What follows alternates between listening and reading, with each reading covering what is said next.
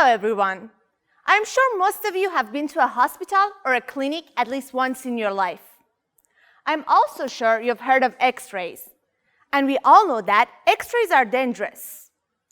The less intense the X-rays, the safer it will be. What are X-rays?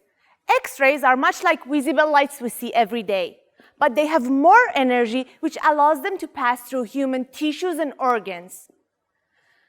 Tissues and organs, such as skin, they cannot absorb high-energy rays, and the beam passes through them. However, dense materials inside our body, like bones, they absorb the radiation. Decreasing the radiation dose of X-rays add noise to our images. As you can see, high radiation, perfect image, dangerous. Low radiation, fuzzy image, safe. My name is Paria, and my thesis is to build an X-ray denoising system. A system that needs 50% less radiation, but radiologists can still see images as good as when the dose is 100%. How would such a system work? If you've heard about neural networks or machine learning, you might have come across a diagram that looks like that, which often confuses people because it's a bunch of circles and arrows. But don't worry about it. Think of it as a computer program.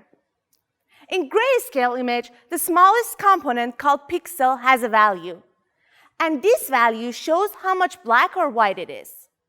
For my project, the inputs to the computer program are the pixels of the low-dose image. And I'm trying to train it to learn how to produce normal-dose images. For training, we have low-dose image and corresponding normal-dose images. And by breaking the low-dose image into pixels and feeding them to the computer program, we started training.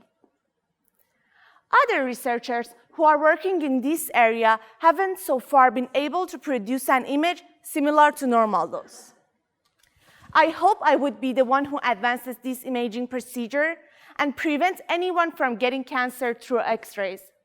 And also, we can use X-rays more frequently. Thank you, everyone.